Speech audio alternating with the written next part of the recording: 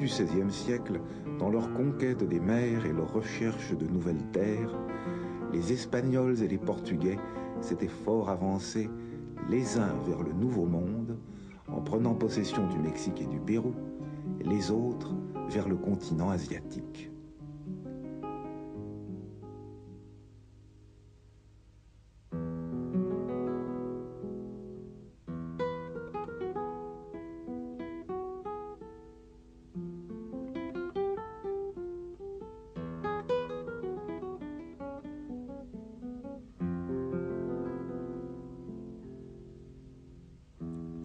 Ainsi, les Portugais, établis en 1510 à Goa sur la côte occidentale de l'Inde, étaient-ils arrivés l'année suivante à Malacca, d'où ils allaient conduire des expéditions plus lointaines vers l'Extrême-Orient. Un de leurs navires, perdu dans une tempête, s'échoua en 1543 au large d'une petite île méridionale du Japon, Tanegashima. Cette découverte fortuite permettait d'étendre les routes du commerce international en attirant les bateaux portugais qui, chargés de poivre et d'épices à Malacca, échangeaient ces denrées en Chine pour des soies et autres produits manufacturés dont les Japonais étaient friands et qui leur étaient cédés contre du minerai d'argent. Les profits réalisés lors de cette dernière partie du voyage furent si grands que la route entre la Chine et le Japon passa rapidement sous le contrôle du gouvernement portugais.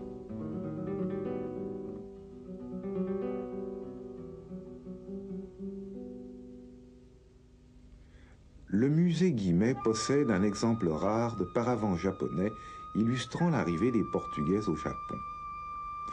Il s'agit de la partie droite d'une paire de paravents, montrant l'accostage d'un galion portugais au Japon. Mais la lecture commençait sur l'œuvre de gauche, aujourd'hui disparue, par l'image d'une ville d'Asie, à l'architecture composite que quittait le bateau. Il est possible de reconstituer cette partie gauche à partir de plusieurs paravents encore existants, affectant le même type de composition.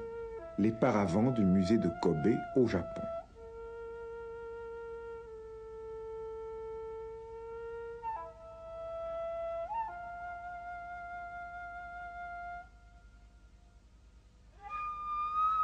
Les nao, les plus grands navires marchands au monde à cette époque, d'une capacité de 800 tonnes, communément appelés les porteurs d'argent, relâchaient chaque année en juillet dans un port de l'île de Kyushu, Hirado, Funai ou, à partir de 1571, à Nagasaki.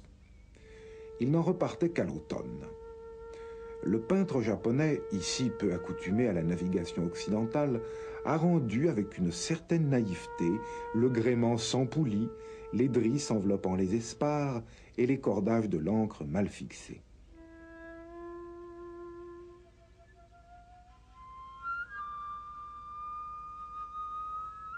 Les membres de l'équipage et les vigies aux visages caricaturaux, vêtus de pantalons bouffants à la mode sous le règne de Jean III le Pieux, conversent et admirent les rivages du Japon, près desquels mouille le bateau.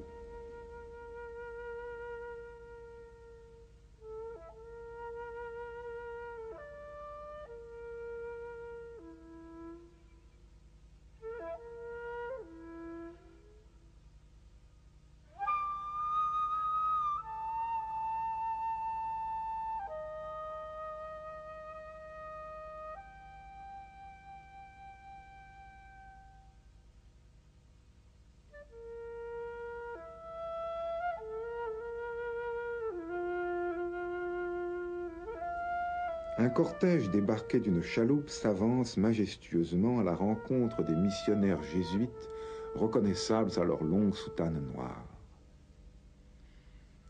Si le commerce dépendait directement du gouvernement portugais, le travail de prosélytisme mené par les missionnaires bénéficiait de sa protection.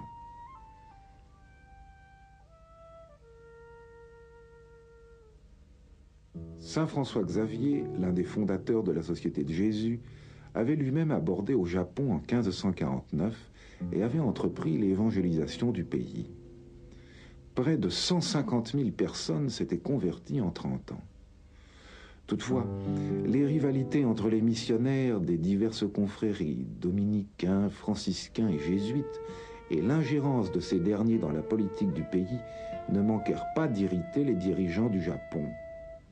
La religion étrangère fut proscrite et les grandes persécutions de 1614 mirent un terme aux conversions.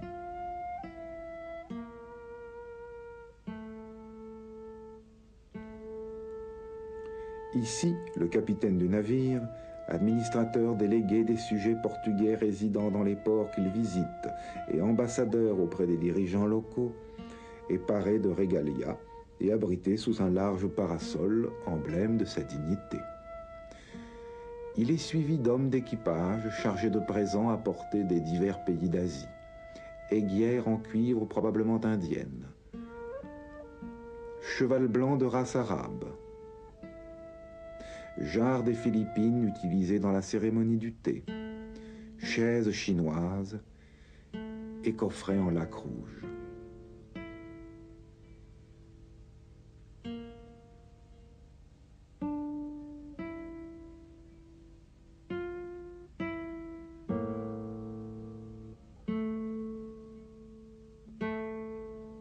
Les levrettes et les lévriers, chiens inconnus au Japon avant l'arrivée des Occidentaux, apparaissent sur de nombreuses œuvres d'art à l'époque de Momoyama, traduisant un nouvel engouement.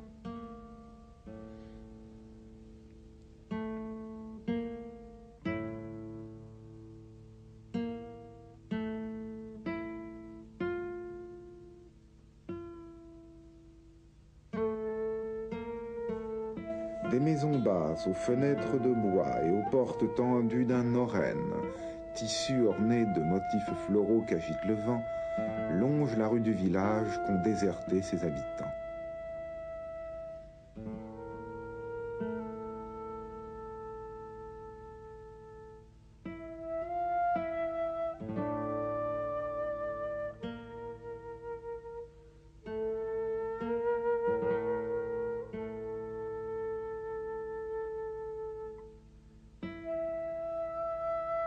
Après avoir traversé un pont et être passé sous le porche d'une demeure, quelques personnages évoluent dans le presbytère construit dans le style architectural Shinden, édifice en bois sur pilotis courts et sommé de toits en tuiles en usage au Japon depuis le XIe siècle.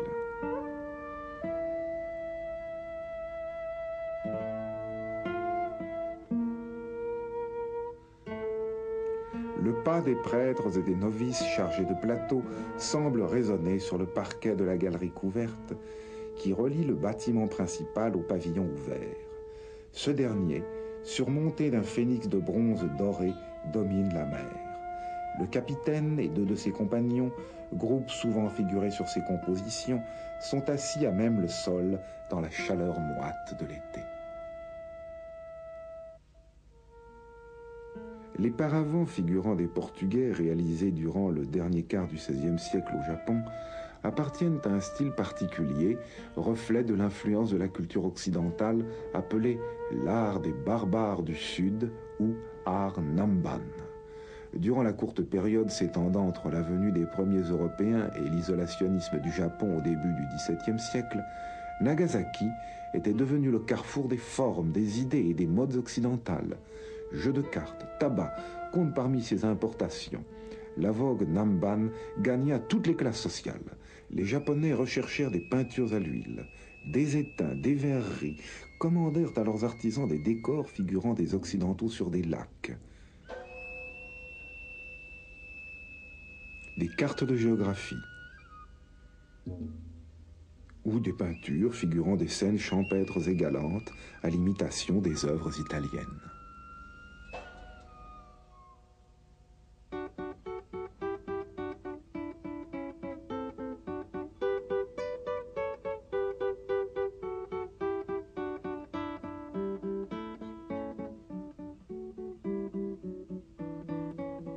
Mais les Portugais en vinrent de leur côté à réclamer des productions japonaises, des objets employés dans la liturgie, lutrins, ciboires, reliquaires ou des coffres de voyage furent alors réalisés en bois laqué, incrustés de nacre et de peau de requin en suivant des modèles européens.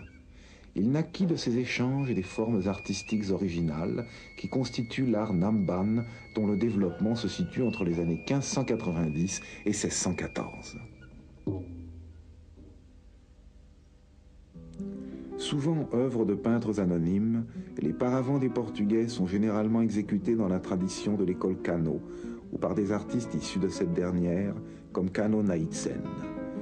Cette école picturale, la plus importante au Japon à l'époque de Momoyama, était patronnée par les dirigeants du pays et les seigneurs féodaux qui ornaient leurs châteaux de paravents et de portes coulissantes aux couleurs éclatantes. De vastes compositions décoratives s'organisent sur des fonds de feuilles d'or de 10 cm placés côte à côte, suggérant l'espace.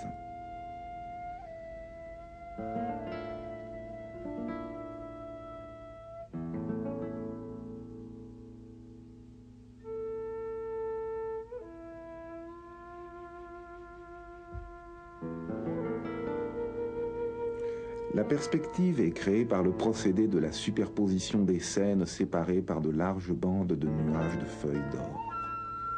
Exemple unique dans la production des paravents, elles sont ici gaufrées selon des motifs floraux de chrysanthèmes et de paulownia, armoiries de la famille Tokugawa et de Toyotomi Hideyoshi.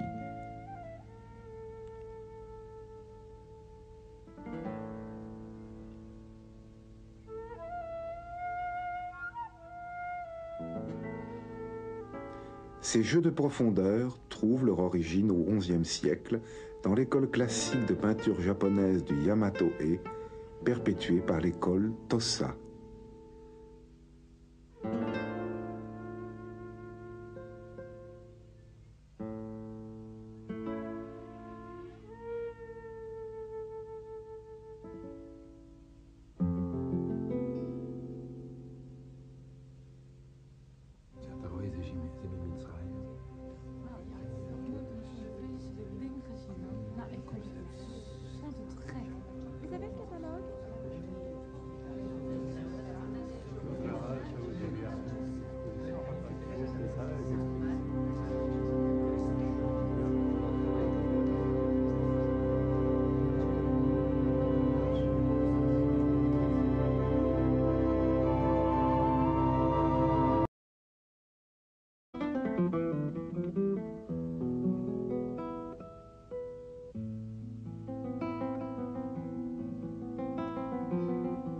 Au début du XVIe siècle, dans leur conquête des mers et leur recherche de nouvelles terres, les Espagnols et les Portugais s'étaient fort avancés les uns vers le Nouveau Monde, en prenant possession du Mexique et du Pérou, les autres vers le continent asiatique.